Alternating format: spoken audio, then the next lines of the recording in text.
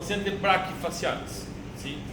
Y es una cosa que hoy nosotros tenemos mucho en un consultorio, en la oficina, pacientes que ven con una gordita relativamente buena, pero son braquifaciales.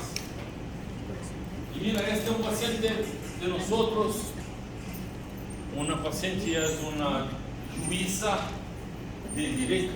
Jueza, ¿me comprende? No. Jueza.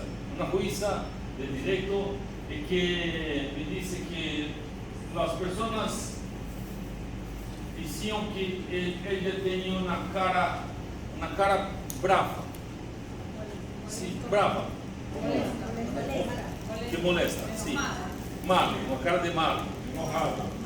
Sí, porque no tenía sonrisa con dientes, ¿sí? Que se pasa con los braquifaciales y parecen más viejos, ¿sí? Entonces, una cosa que es interesante, mira, su cara es una paciente joven, pero con pocos dientes y un perfil braquifacial y la oclusión clase 1, oclusión buena, son buenas. Y lo que pasa es que en los pacientes braquifaciales normalmente lo plano oclusal es muy paralelo al solo y las cirugías más difíciles que nosotros tenemos son en pacientes braquifaciales.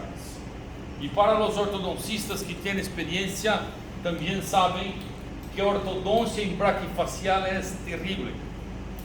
Los dientes no movimientan, los torques não incorporam, nada parece que dá certo, sim? Os brackets não param, e tudo no braquifacial é mais difícil, e o osso é mais difícil de cortar, é mais difícil cicatrizar, é mais difícil a cirurgia, e é a cirurgia mais difícil que nós temos, que são então as cirurgias de rotação horária de plano, sim?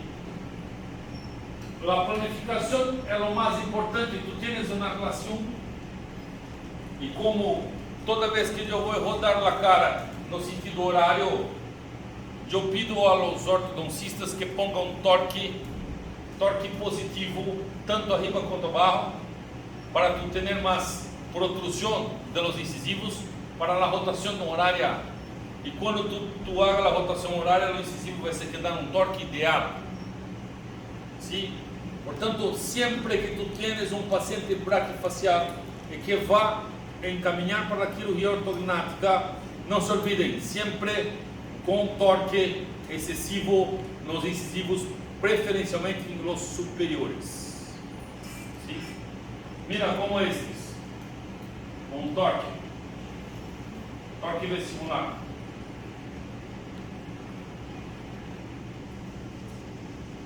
E eu hice a cirurgia acá 48 dias, a oclusão já está engrenada, estás mostrando mais dientes, aqui 48 dias e aqui depois de um ano.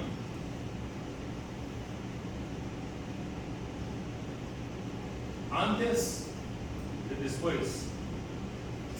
Uma cirurgia que parece tranquila, limpia, ¿sí? E que tem um resultado estupendo.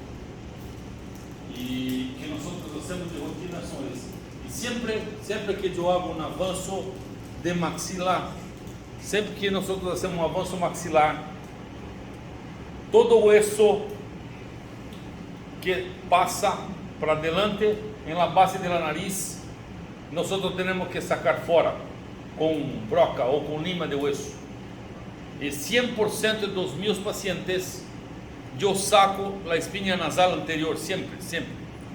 Tu não pode mantê-la, porque se tu mantiver a espinha nasal anterior, vai ter um paciente assim, com cara de como se fosse submetido a cirurgia ortognática. Então, tudo que nós não queremos é um paciente que tem cara de que foi operado. ¿Sí? ¿Me comprendes? Nosotros queremos un paciente que no tiene cara de operado de ortognática. Nosotros queremos un paciente que tiene cara de que no hice nada, no máximo un spa. Mira, outro paciente meu, isso é uma coisa que eu hago bastante com oclusão de classe 1. Estás indicado aquilo ortognática? Sim. Em este caso, sim, porque apesar da classe 1, e já disse a vocês que eu mal opero classe 1, essa classe 1 eu operei por la apneia obstrutiva do sonho. Sim? Então, sim, é uma classe 1, pero tem uma reclusão bimaxilar, 16 apneia por hora, 16 despertares por hora, e eu hice então um avanço bimaxilar. Neste caso, especialmente, como teníamos que operá-lo com uma certa urgência por la apneia e por ser um paciente jovem que estava tendo problemas cardíacos por la apneia, eu hice um planeamento de ortodôncia um pouco mais rápido, sim? Pero uma coisa tem que se quedar muito importante: nunca, em hipótese alguma, nós vamos operá-lo depois de fazer a ortodôncia. Não, não mais. Isso solo hasta 1932. Depois de 1932, não sei se mais isso. Em todo o mundo, sim? As pessoas hoje tentam fazê-lo, pelos resultados são péssimos, são desagradáveis. Então, se transformamos na maloclusão de classe 1, sacando dos pré-molares inferiores, e eu não saquei os pré-molares superiores. E eu vou mostrar para vocês o que se passou. Então, se criou-se um overjet, sim? Agora temos um overjet de 8 milímetros, sim? E o paciente antes da cirurgia está numa mecânica que nos toma algo há cerca de um ano, sim? Não mais. Então, assim, a apneia obstrutiva de sonho, e eu pergunto a vocês qual que é o tratamento mais correto para uma apneia obstrutiva de sonho? É a cirurgia ortognática? Não, não é. Não é. O padrão ouro, o padrão que nós dizemos gold standard para a apneia obstrutiva de sonho não é cirurgia ortognática, é CPAP ou BIPAP. Sim? O que passa é que em uma fração muito pequena de pacientes, pero muito pequena mesmo, que tem uma discrepância esquelética muito grande, tanto maxilar como mandibular e de mentón, e também tem a apneia obstrutiva do sonho, tu puedes tentar tratar a apneia com avanço bimaxilar, sim? Pero que esteja certo de que não há estabilidade a longo prazo. Não há. O último estudo que he hecho em tomografia tem meu nome, um estudo com uma amostra muito grande de pacientes operados antes e depois com tomografia de espaço aéreo, e em los primeiros 10 anos se perde mais de 50% da ampliação do espaço aéreo que nós conseguimos com a cirurgia ortognática. Ou seja, coincidentemente, se o perfil do paciente permitir, vamos tratar. Agora, se for um paciente recto, de cara reta, eu vou fazer o quê? CPAP. Se for um paciente classe 3, eu vou fazer o quê? CPAP ou BIPAP. Sim? Eu tenho amigos que são cirujanos e que vivem na Coreia do Sul, e eles às vezes perguntam: todos os pacientes de nós são classe 3 e prognatas, e os com apneia de sonho hacemos o quê? Nada, solo CPAP. Sim? Vocês conhecem o CPAP? Todo mundo conhece o CPAP? Que é um aparelho que empurra o aire, é o aire comprimido com oxigênio em la nariz para dormir. Sim?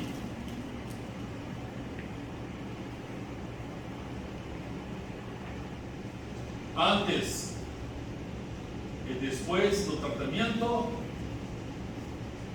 pré-operatório, eu utilizei do Dolphin 3D, um avanço bimaxilar da cara. E a mim me gusta muito fazer esse tipo de mentoplastia. É uma mentoplastia onde tu cambia a cortical lingual pela cortical vestibular e tu ponga bastante avanço na musculatura supraioidea e tu espaço aéreo vá caminhando para frente. Sim? E isso permite que tu tenha mais espaço durante o avanço bimaxilar. Pero não se pode utilizar só isso. Se você fizer só isso em mentón, não vai resolver a apneia. Mas nós ponemos este tipo de mentoplastia junto com o avanço bimaxilar e a rotação anti-horária. E há alguns números que são bem claros. Para que tu tenha resultado em um avanço bimaxilar, ele tem que ser pelo menos 20 milímetros de avanço em la ponta do pogônio. Senão, não vai ter resultado. Não vai ter resultado nenhum. Sim, é por isso que muitos cirujanos dizem que tratam a apneia obstrutiva de sonho e não tratam nada. Nada. Porque, primeiro, a cirurgia ortognática não foi de nada planejada para tratar. Sim? Nós nos preocupamos com o espaço aéreo porque nós não podemos destruí-lo ou diminuí-lo. Agora, se tu vais tratar um jovem como esse, um homem, tem que ser 20 milímetros. E 20 milímetros de avanço, a cara tem que permitir, senão não vai ter resultado.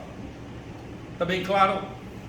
Então, para nós todos que se queda muito claro, isso são números e são dados da Stanford School of Dentistry.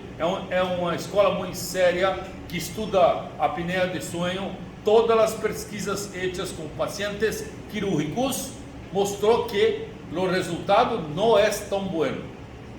Sim, não é tão bueno. E a indicação é muito pequena, muito pequena. Sim, se eu tenho paciente que eu hago cirurgia por la apneia do sono, sim, tenho, comum, mas tem que ser como este, a cara toda para trás, senão, não. Então, esta é uma mentoplastia muito tranquila de ser hecha. Se faz a osteotomia bicortical, se saca a cortical vestibular e toda a medula tendo um espaço como esse.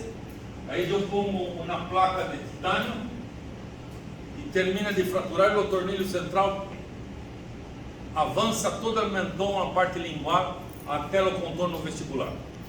Sim? E mais 5 dias pós-operatório, mira, um avanço bimaxilar, maxila, mandíbula e mentão, e o espaço se quedou grande, mais ancho, muito mais ancho que este.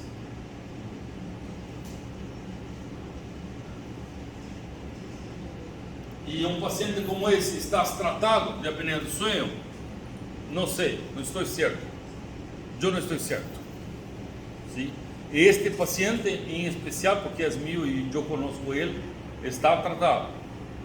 Mas é muito pequeno a quantidade de pacientes que tu consegues um resultado como este. Tem que permitir mais de 20. Sim?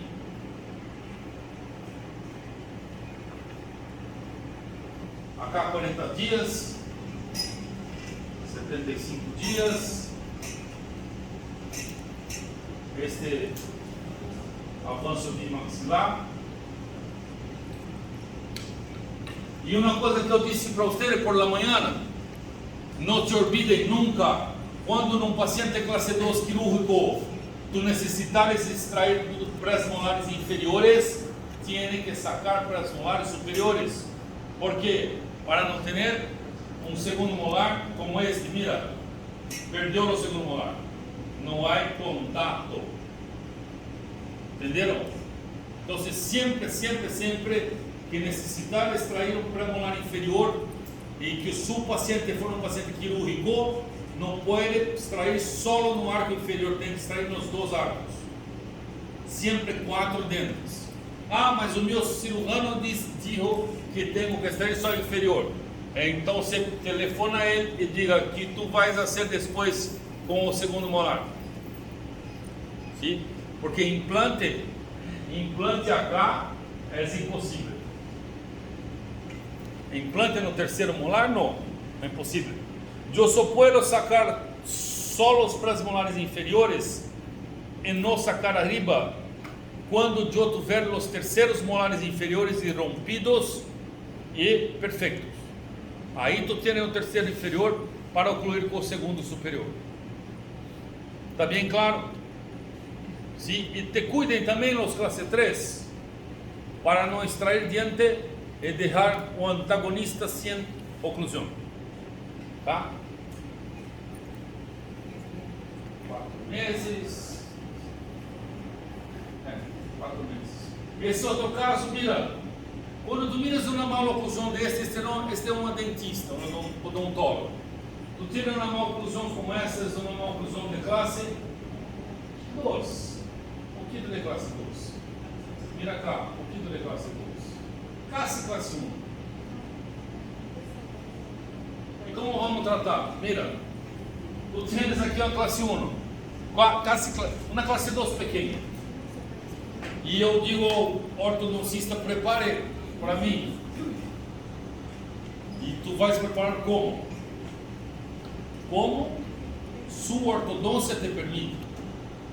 Sim? Vocês todos, que se quede bem claro, nunca mais vão escutar os cirujanos dizendo: tu tens que preparar o paciente e criar um espaço para a cirurgia ortognática. Isso não existe. Isso não existe. Sim? Isto é uma conversa de 1950. Sim? Espaço para a cirurgia ortognática acabou há muitos anos. Então, se eu tenho uma classe 2 desta que vou preparar, é uma classe 2 como de 4, 5 milímetros, e a mandíbula necessita de um avanço de quantos milímetros? Algo cerca de 30. E se eu te pedir, por favor, doutor, me crie um espaço de 30 milímetros para eu avançar essa mandíbula, tu estás claro que é possível? Oh, não, só se tu fosses um louco. Então, como nós vamos tratar este? Vamos tratar movimentando os dois planos, os dois arcos. E como todos os classe 2, 100% de los classe 2, vou regressar a dizer, porque acá há alunos que não estavam por la manhã, todos os classe 2 necessitam um avanço de maxila, sempre, sempre, sempre, e uma rotação de plano.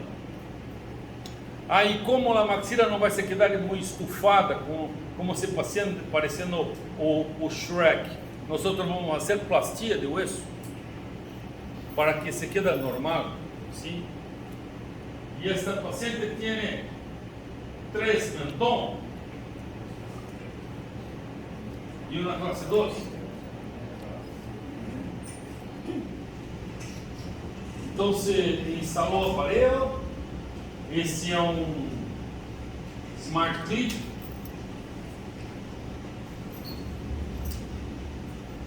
Um overjack de 4, 5.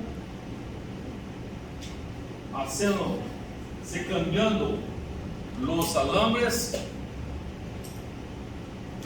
hasta um alambre de acero 19 por 25. E uma coisa muito importante é que para fazer o alinhamento e nivelamento do arco inferior, principalmente no classe 2, tu tens que tomar muito cuidado para não protruir os estilos inferiores, sim? Por conta do posicionamento das chaves de canina e de molar. Está bem claro? Te cuidem para isso. Como faz, Gastão? Usa dobra, reverse? Laceback ajuda? Laceback controla a confusão. O laceback não deixa protruir, né? Não deixa protruir. Tem os 4 quadrantes com laceback, controlando a inclinação dos caminhos. Ele trava, Aí o caminho vai para a distal, daí você... e não deixa por ele para vestibular. O laceback e o tieback é a mesma A coisa. mesma coisa. back você pode gravar. Sim, o lace back. Lace back, laço para trás. O lace back não permite que o canino dê aquela deslizada para frente.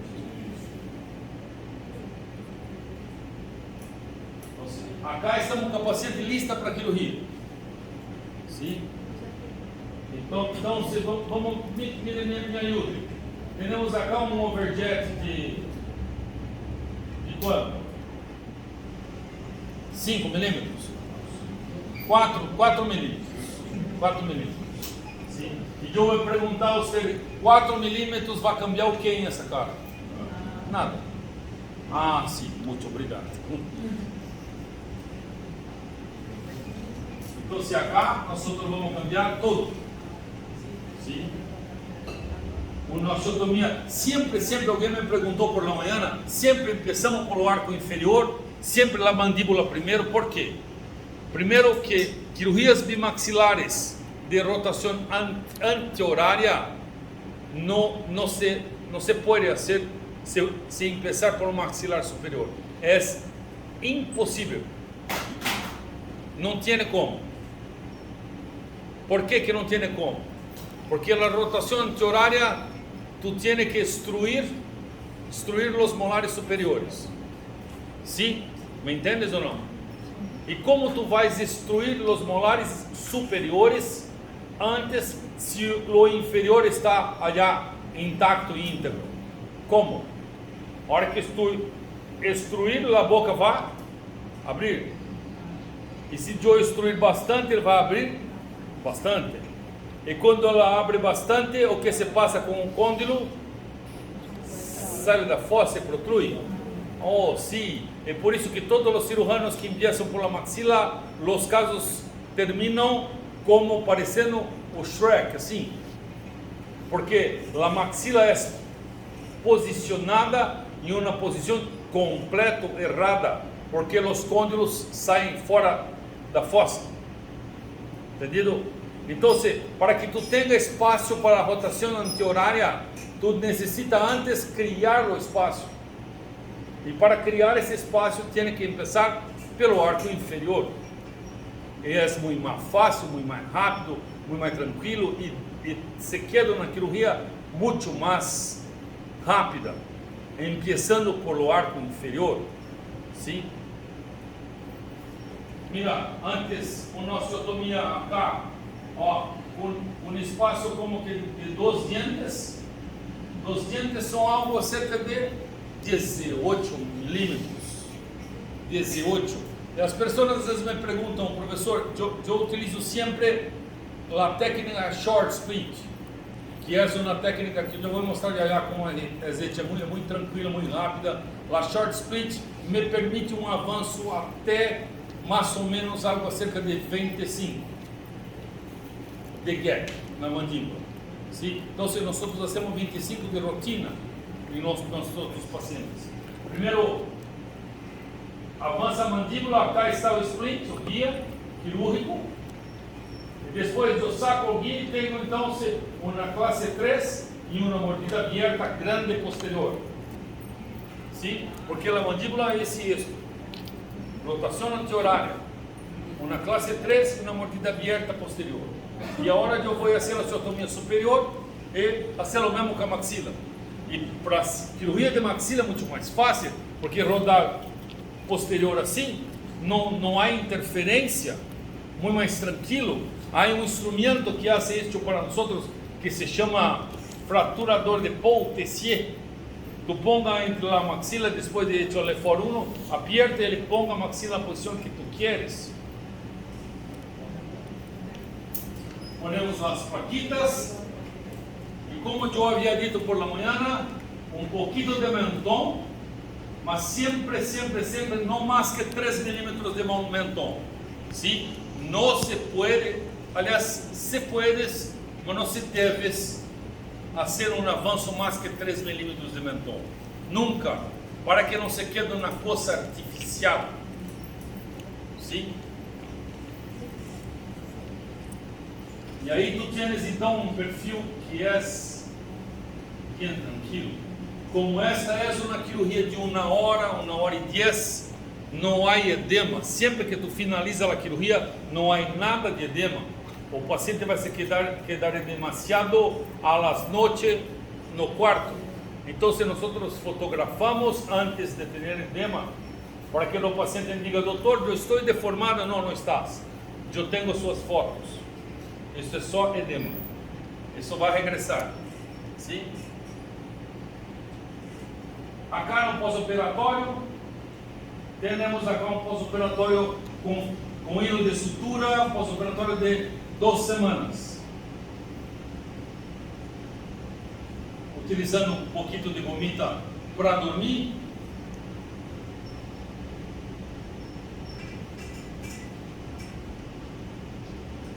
E acá, com 4 meses.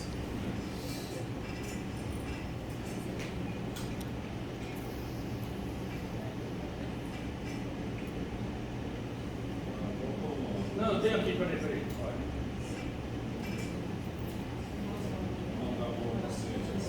Eu tenho esta linha, hoje é aluna de pós-grado de nós outros, e eu hice uma foto com 20 anos de pós-operatório, ela tem 20 anos de operado. E a oclusão não se cambiou nada.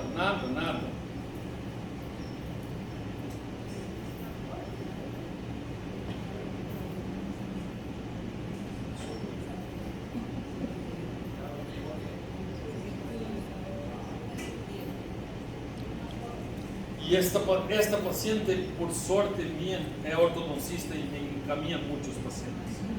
E os pacientes vêm tranquilos, dispostos a fazer a cirurgia.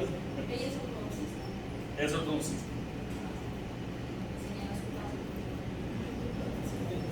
Acá temos com 15 anos pós-cirúrgico. 15 anos.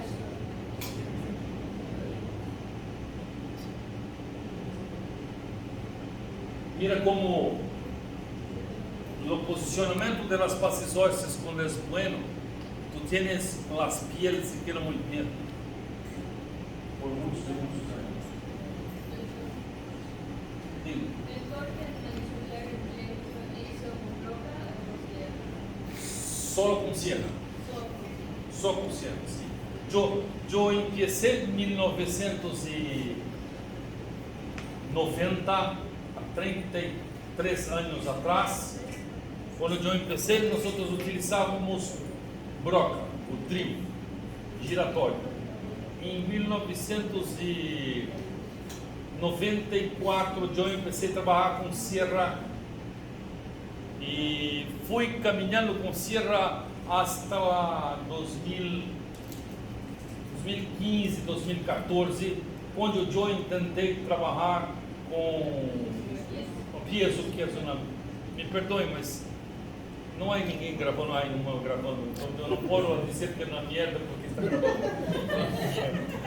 Eu tentei trabalhar com peso um curto espaço de tempo e trabalhei com peso como que 3 semanas, que foi muito para um cirurgião ortognático, 3 semanas de peso que me valeram como 30 anos de problemas, e hoje não utilizo uma peso para nada. Tenho na serra da peso, a minha serra peso é da Mectron, pero eu utilizo solo para implantologia. E eu sigo utilizando serra eletrônica. Ou na osteotomia de mandíbula bilateral, da hora que tu passa o cautério para incisar a mucosa, hasta que depois ponga os tornilhos e cheque a oclusão, hoje é uma coisa que te toma para nós outros algo cerca de entre 20 e 25 minutos com sierra. Entonces, para el filo que ha hecho el corte, ¿usted ha demarcado eso antes? No. ¿O directo Direto ao corte. Eu não utilizo guias de corte. Não. Alguns alunos me perguntam se eu utilizo guia. Eu digo às vezes, eu utilizo um guia virtual, hoje tudo virtual, né? É um guia, pelo tu não está vendo, só de hoje estou vendo. Só de hoje estou mirando, mas eu não utilizo marcações não, direto na serra. E a mim me encanta, não sei se vai aparecer acá em algumas cirurgias sendo hechas, a mim me encanta uma serra especial que tem da Osteomed, uma serra quadradita pequena, que vai inteira, toda, que é fabricada só por ortognática, sim? E não vai te cortar o nervo nunca, ela é hecha para isso. Sim. Entonces nos puede mostrar después la cinta. Se tiver foto eu mostro. Outro paciente classe 1, mira, na classe 1, este paciente foi um paciente um pouco especial, o primeiro paciente da aula de hoje foi este, e eu cambiei um pouco a classe 1 que tinha uma oclusão definida ou pronta, e nós decidimos cambiar a oclusão de classe 1 e transformar numa classe 2. Mira, uma paciente biprotusa, classe 1. Eu vou mostrar bastante detalhes de ortodôncia que o Dr. Gastão chamou a atenção para vocês. E eu planifiquei, como teria um pouco de encia, mostrando isso, eu planifiquei uma impacção de algo a cerca de 20 milímetros. É uma impacção grande. E quando tu tens um incisivo muito inclinado, superior, e tu vai, se tu miras no perfil, tu tens o incisivo acá e o lábio está aqui arriba. E quando tu impacta, o lábio vai caminhando à frente e a cara se queda como que estufada. Em estes pacientes, tu tens que recortar a região posterior da maxila, e eu tenho uma técnica que é só de nós outros. Eu corto as placas descendentes do osso esfenoide do pterygoide, corto todas e pongo a maxila toda para trás. E uma maxila pode caminhar para trás algo a cerca de 10, 12 milímetros com total tranquilidade, sim? Sem comprometer o espaço aéreo e tampouco a vascularização do osso, sim? Pero ela só caminha para trás se tu sacar fora as duas placas de pterygoide, sim? Então, temos uma classe 1 e sacamos fora dos pés inferiores. E acá, então, se eu tenho uma classe 1 com overjet, porque sacou fora dos pés inferiores. E eu me programei tratar esta classe 2, ou esse overjet, às custas da maxila solo, e não da mandíbula. Não fazer nada pela cirurgia de mandíbula, porque a mandíbula era boa. A mandíbula era boa. E a maxila muito protruída, estão vendo? E um excesso muito grande. Acá sendo de pressão. Pronto. Eu hice as movimentações e a maxila se quedou para arriba e para trás, para tratar o overjet com um setback de maxila. Foi um setback algo a cerca de 8 milímetros para trás, em direção à placa do pterygoide do esfenoide. Uma osteotomia como essa, sim? Por desgastes. Quando eu comecei a hacer cirurgia ortognática e nós tínhamos que impactar bastante o osso, hacíamos 2 cortes. Hoje não se faz mais 2 cortes. Ou seja, um corte solo e vamos desgastando solo nos espaços onde tu tens contato de osso, para ter o máximo contato possível. Sim? Um pouquinho de mentoplastia. Então, solo maxila e mentoplastia. Solo maxila e mentoplastia. Acá com 30 dias. E esta é uma coisa que o Dr. Gastão falou por la manhã. Sempre não se olvides que os primeiros molares, quando estão em classe 1, eles têm angulação e inclinação. Sim? E quando tu ponga ele em chave de classe 3 ou classe 2 completa, tem que poner um acessório com 0. Mira como cambiou. Ó. Tá vendo? Acessório com 0 de angulação e 0 de inclinação também. 0, 0. Para poder ter uma intercuspiração. E nesse caso, este paciente, como eu extraí primeiro premolar, mas tinha terceiro molar, não tive que extrair premolar superior. Mira, mira, ó. Imediatamente depois da cirurgia, e aí, ó, o tubo do primeiro molar, e a gente cambia desse acá para aquele lá. É isso, né, Gastão? E aí vamos cambiar o tubo.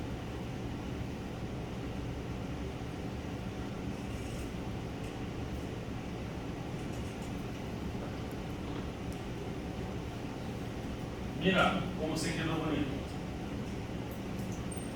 Então, sim, acá nós temos uma maloclusão de classe 3 bonita.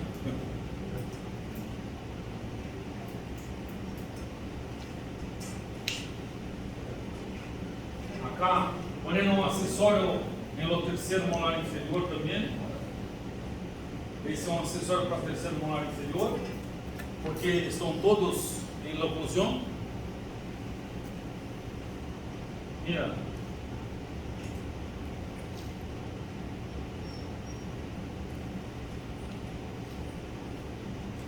E finalizando com o Braille. Você lembra quando tem de angulação e torque no primeiro molar? Quando ele está em chave normal? Tubo. Tubo tem angulação de 5 graus. 5 graus. Uma convencional. Classe 2, classe 3, tem por 0. Tem por 0 assim. 0. Que esse aqui é o 0. Paralelo ao cruzado. Ele é 5, porque ele joga distal Joga de estrada para trás. Isso. 120 modelos das 6 chaves, todos eles molares têm 5 6 chaves De angulação. 5 graus. Então, quando é compensado, ele fica molar, com situação de 2 para superior. Você põe ele como se fosse 0 grau. segundo molar, 0 graus. Ele fica perpendicular. Senão não flui. Mira a oclusão. Olha lá, o primeiro. Então, se houvesse essa parte, porta quantia, você tinha que saber, né? Ah, você sabe. Isso é MDT, né? É. É. Não, você está fazendo.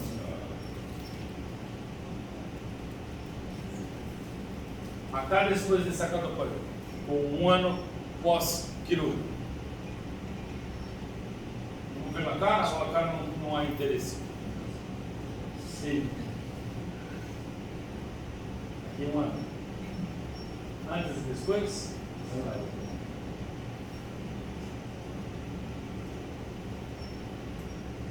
e depois?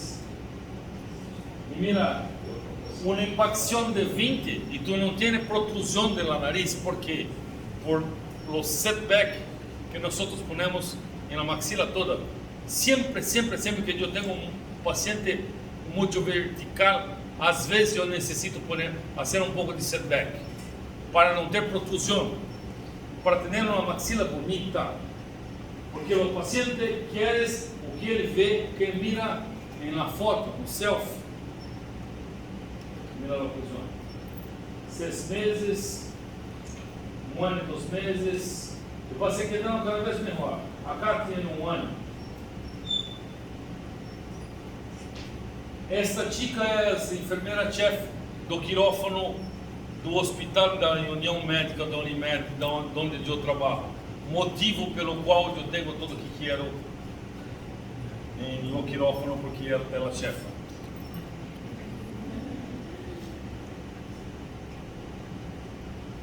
Outro paciente, mira, este é um tipo de paciente que é muito comum também, que fora compensado de classe 3 quando jovem e tem sus incisivos inferiores compensados, sim, os superiores também, e aquela cara com protrusão de mandíbula. Isso é muito comum e os pacientes não gostam. Esta paciente em especial é uma paciente que é youtuber e foi ao meu consultório e me disse: doutor, não me gusta meu sorriso, não me gusta a cara e a oclusão foi tratada, mas não tenho espaço, sim? Uma cara de prognata, uma cara muito redonda, sim?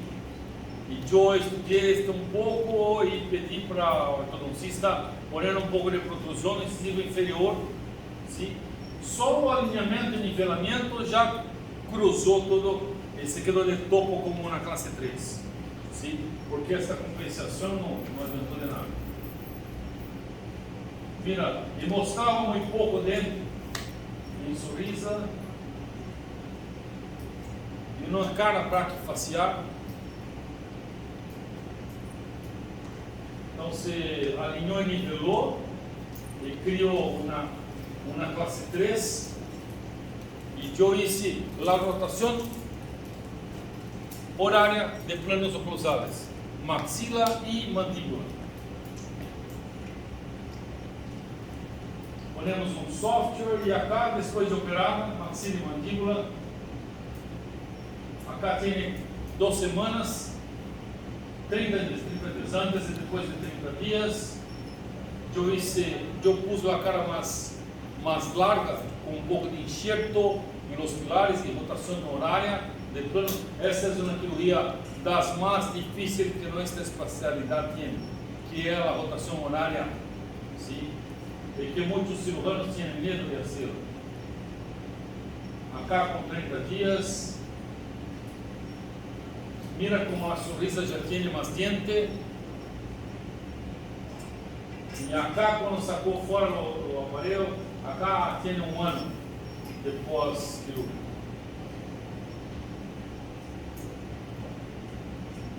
E a paciente agora está mais encantada do resultado. Desde 1990 que inició esa cirugía. Yo. De 1990 a 2023, en ese rango, las exigencias han aumentado, ¿verdad? Obviamente. Pero tiene más cirugía ahora que antes. Mucho más ahora. Después de qué año? Ó, eu empecé a operar em 1991. E hasta mais ou menos 2000, 2001, eu fazia bastante em hospital, porque eu trabalhei em um hospital de fissurado, de fenda lábio palatina. Então, eu tinha bastantes pacientes, porque trabalhava em um hospital público só de isso. Sim? E que assim, coincidentemente, eu e mais outros 4 cirujanos operamos em este hospital 46.000 pacientes. É bastante. Eu tive por 10 anos, toda segunda-feira, como se diz, todo lunes por la manhã, eu haria todo lunes 3 ortognáticas bimaxilares em pacientes com fenda palatina. Todo lunes, por 10 anos eu segui fazendo. Então é bastante.